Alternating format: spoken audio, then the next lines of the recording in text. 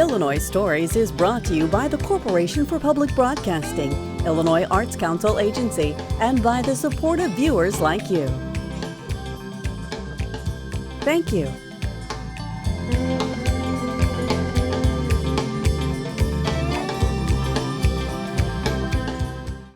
Hello, welcome to Illinois Stories. I'm Mark McDonald near Carthage at the Udder Hill Dairy, where, about 5 years ago, they decided to try something a little bit different.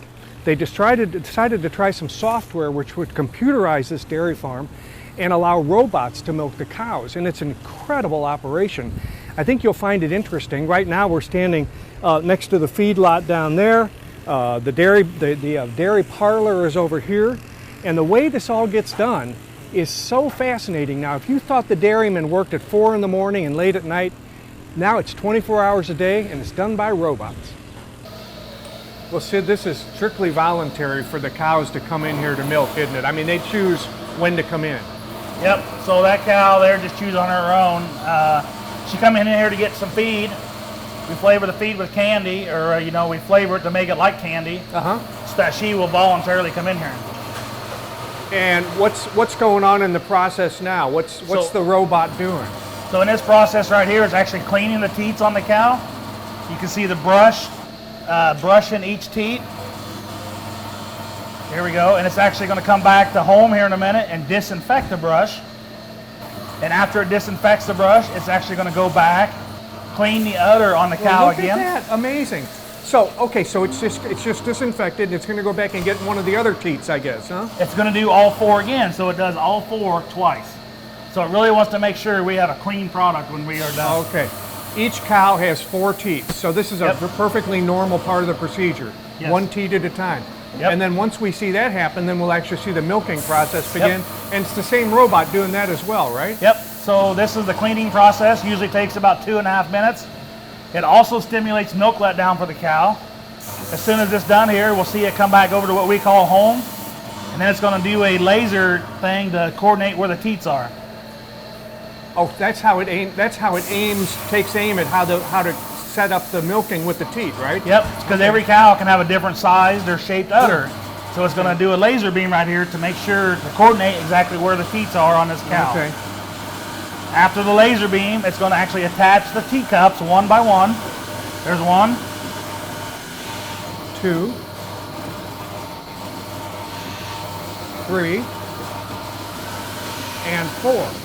Yep. And this is this a pleasurable exercise for this animal? I mean, does she even know that this is happening? Can she feel it? So she feels this, yes, of course. It's really, satisfying to her because she doesn't want any pressure in her udder, right? Yeah. So if she relieves any pressure, she lets us collect the milk. But as you can see, she is very interested in the feed and the candy. That's so right. She's not even paying attention to what's going on in the milking process. She's got her head stuck in there. She's not paying any attention. And that's really what you want, isn't it? That's exactly what we want. We want that cow to come in here and eat and be calm and go through the whole milking process.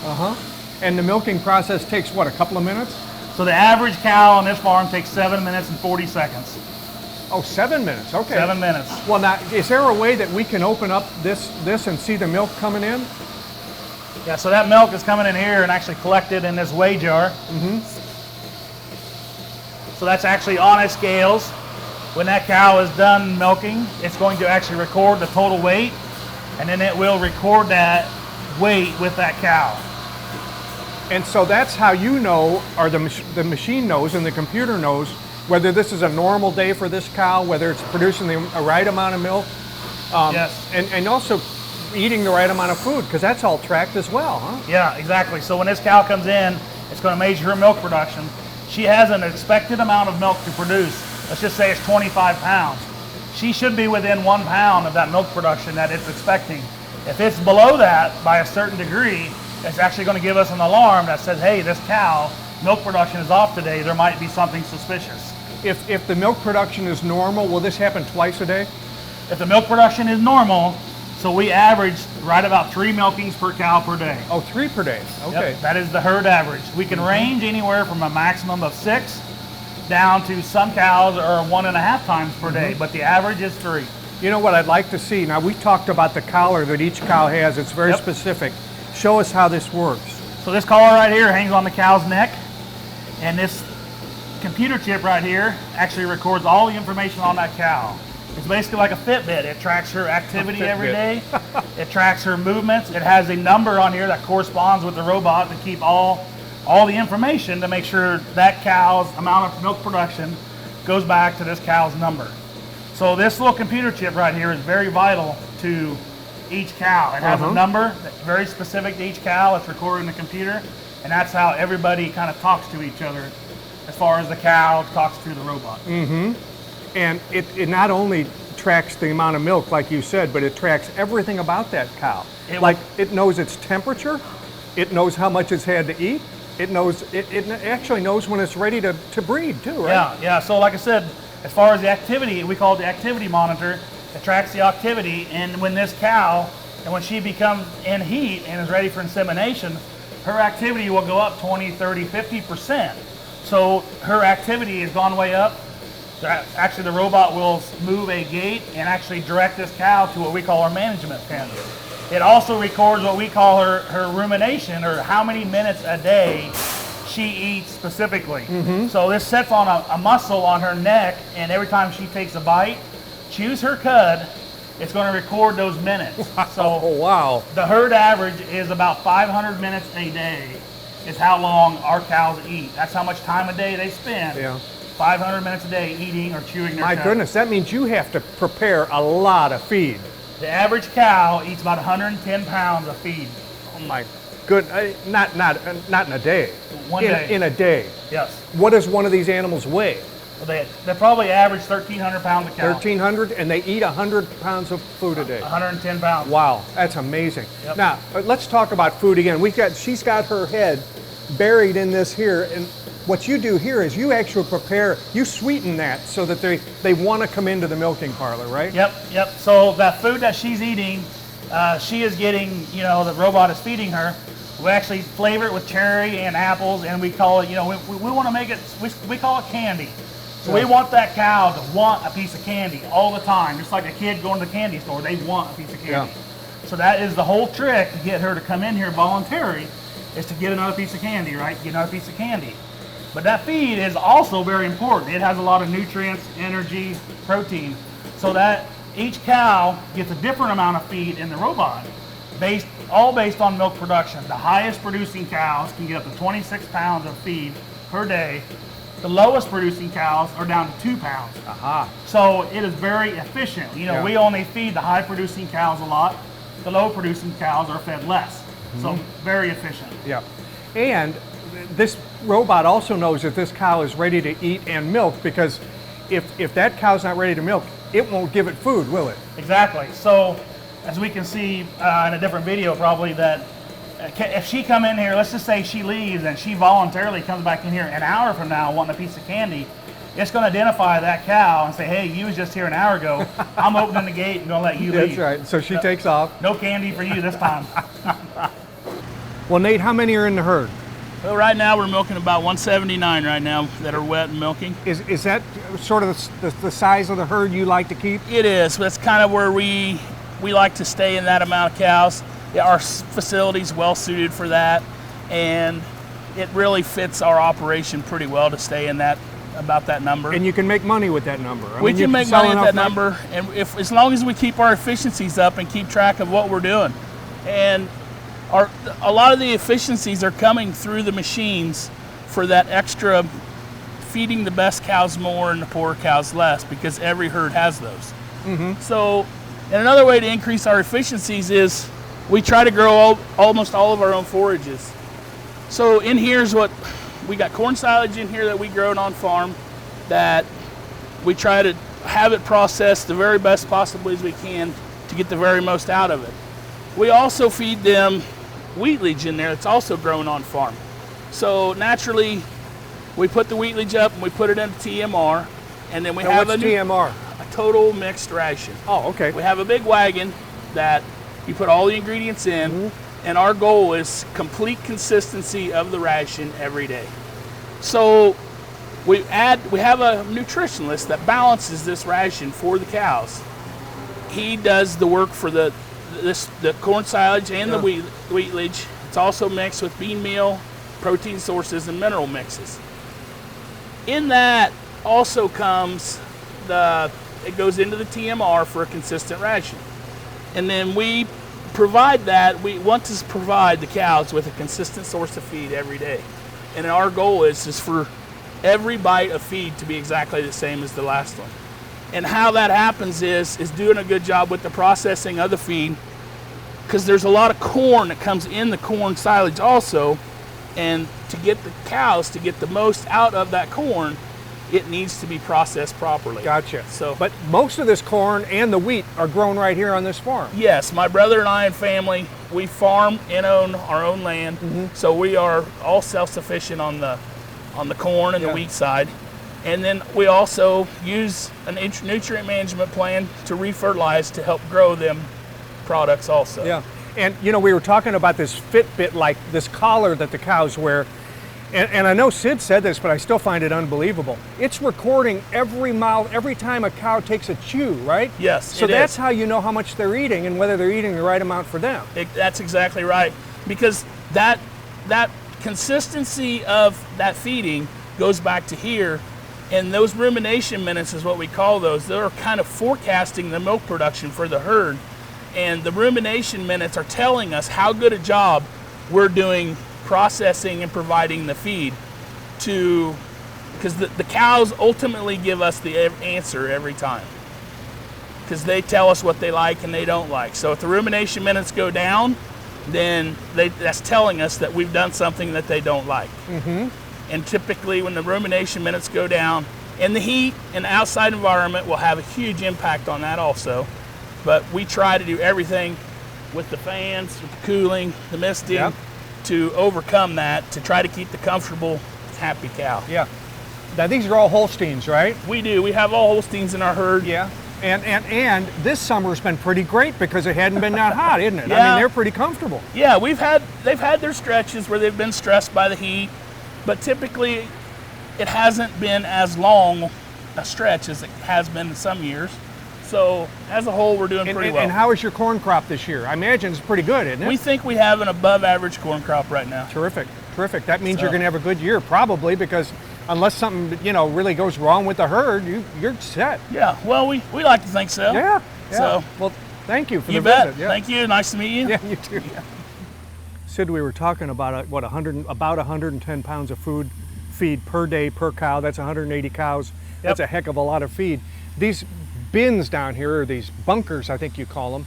Yep. This is how you know how much you got left for the year, right? And Yes. this is silage. This is corn silage This here. is corn silage in this pile right here. Yep. Yep. So And we are getting ready to cut corn silage again for this year. That's usually the second or third weekend in August. Uh-huh. And as you can see, this bay right here is empty. There's another empty bay on the north.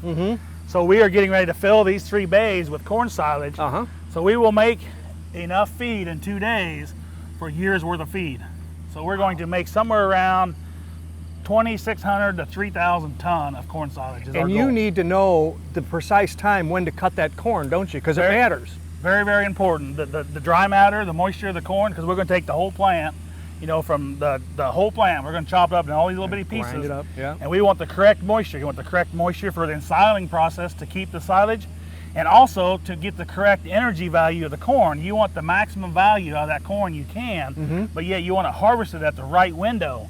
The harvest window is very, very important to us because we're relying on a year's worth of feed to get that done. Now, let's go to the wheat bin up here, the wheat bunker. Yep.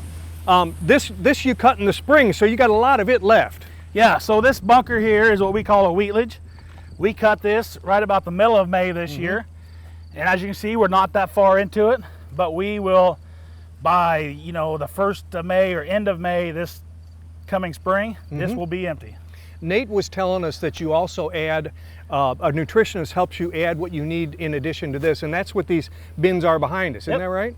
Yep, so we work with a nutritionist from Big Gain. He takes all of our feed, forage analysis, he puts it all together, and in these bins here we have different products. One of them is like a mineral base, one of them is a protein base, and one of them sometimes is corn.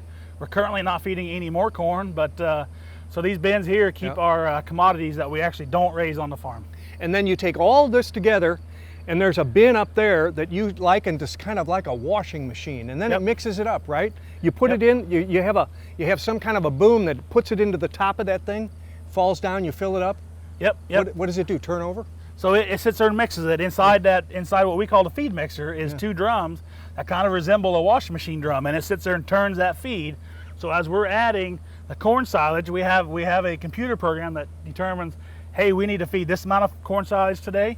We need to feed this many pounds of wheatledge today, this many pounds of mineral, this many pounds of protein supplement. Our nutritionist helps us put it all together, and then we bring it down, we mix it all together in what we call the feed mixer, and then we deliver that to the cow. It's roughly 18 to 20,000 pounds per day of forages. That big bin, that's 1 day's worth?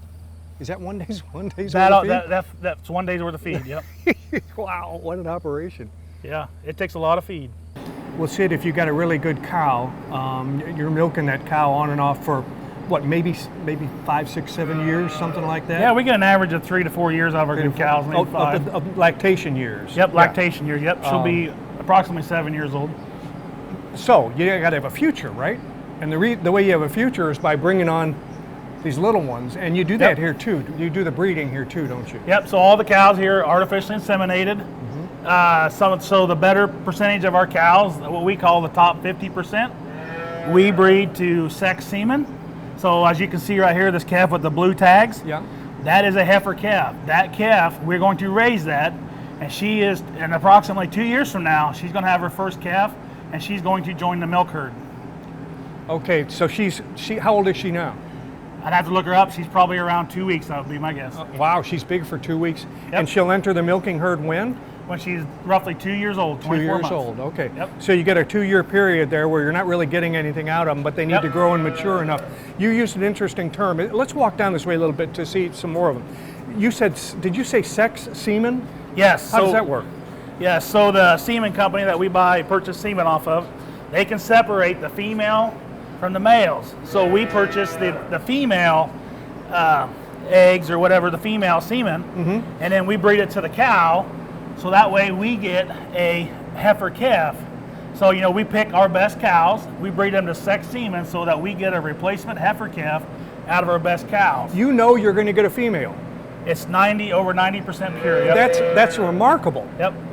Okay, and if you were to use bulls, of course, you would never know what you're going to get. You might have the best cow in your herd have a bull calf. Yeah. And then to us, that bull's never going to produce milk. So it's we've lost that. So is there any market for a bull calf? There is market for the bull calves. Do enter the veal market, or they enter the meat market. It's like the other beef. So you don't keep any bulls on the farm at all? We don't have any bulls here, no. Okay, there's no use for them because you're a dairy farm. Yep. You want the milk is what you want. Yep. Okay, yep. And so you artificially inseminate all these. Does it matter what time of year you do that? No, so we artificially inseminate, probably almost every day. Some cows, you artificial inseminate once. Sometimes it takes 4 to 5 times. But the average insemination is right about 2 inseminations per cow to get her pregnant. Yep. Okay, and she can give birth for how long? I mean, there must be a period where she's not fertile anymore, or she's not. Well, actually, cows can be fertile all the way up till the end of their life cycle. Really? So I mean, some cows, if you get a good cow that stays in herd a long time, it wouldn't be unusual to have 7 or 8 calves out of a cow. Okay, and you said lactations. There's a period between the time they give birth and the time you can start taking milk from them again. Is that right? Yeah. So when the cow, the whole milking process starts at birth, right? So the cow gives a calf, it signals her body to produce milk. At that point, we start milking the cow, and for the first 4 days, we can't sell that milk because it's called colostrum. We actually take that milk and we feed it to the bottle calves. We feed it to her own baby. Okay, all right. So after 4 days, then you can start using. That goes into production. That milk goes into production. After 4 days, we're able to sell that milk for human consumption. Okay. So then how long do you want to milk the cow before you inseminate her again? So we usually wait at least 60 days, 60 to 90 days, depending on the cow, between her first insemination. So, if the cow starts producing at day 60 to 90, that's our goal. We want to artificially inseminate that cow sometime in that time frame. Okay, and then from that period of time, she's not producing milk anymore, or no, she continues to produce milk. So she continues to produce milk from the time that she is, has her first calf, and then she gets pregnant, she continues to produce milk, and she can continue to produce milk for several days. We have some cows producing milk for 500 days straight, right? Maybe they didn't get inseminated or didn't get pregnant right away. Yeah. But our goal is to have that cow pregnant between 60 and 120 days. So then she's carrying a calf, still continuing to produce milk, and 60 days before she has that baby, we will actually dry her off, give her a break. She goes up with a different group of cows. She does not produce milk for 60 days. We call it a dry period. It resets the cow, and then as she comes in with her second calf, that starts a whole nother lactation. Can we go see where you collect all this milk? And because I imagine it goes into some tanks, and then the dairy, of course, has to come pick it up. So can we see where that happens? Yep, we can go in the other room here, and we have 2 tanks where the milk's gone. Okay, Yep. good.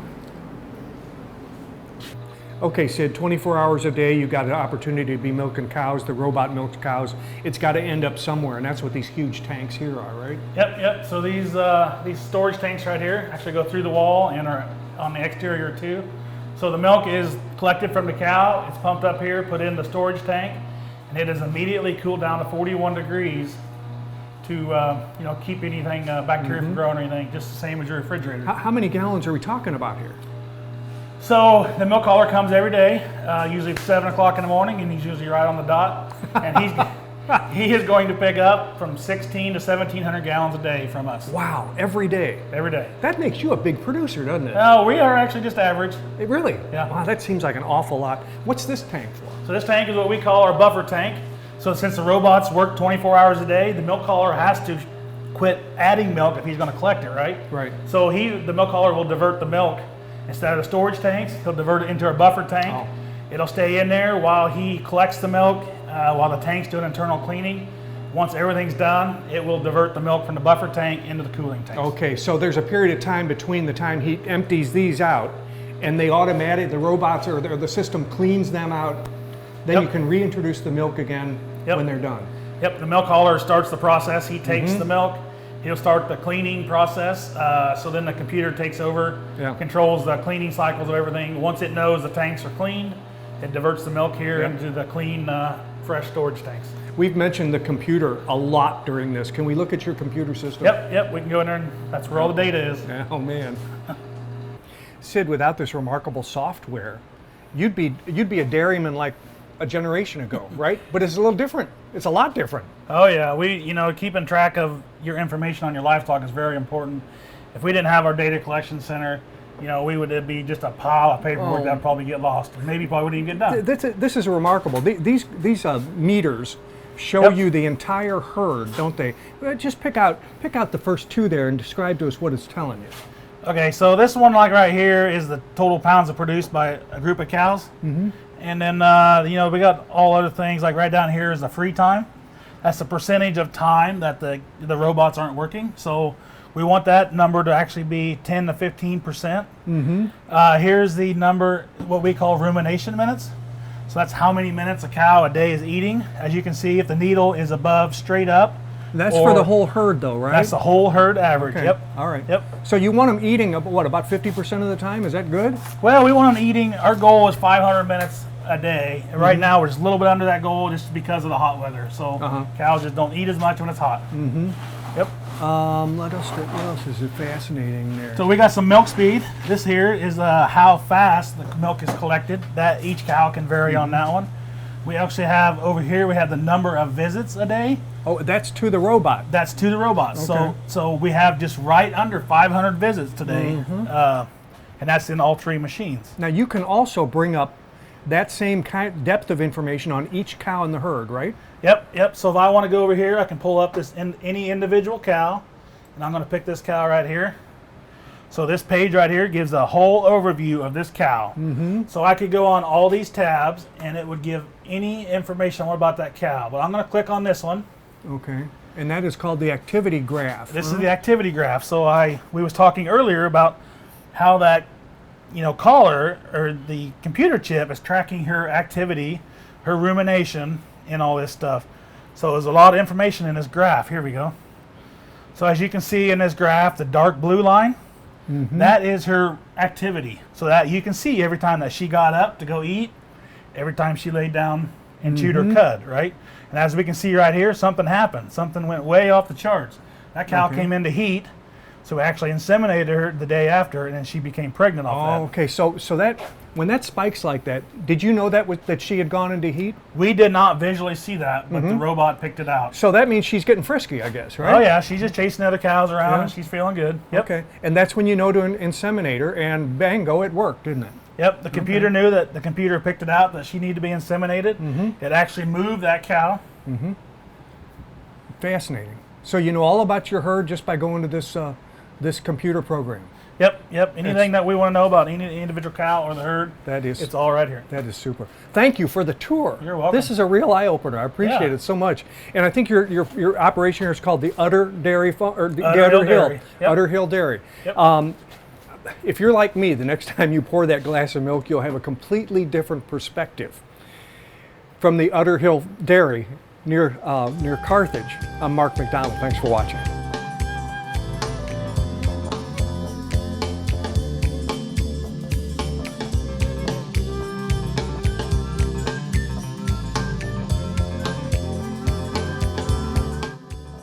Illinois Stories is brought to you by the Corporation for Public Broadcasting, Illinois Arts Council Agency, and by the support of viewers like you. Thank you.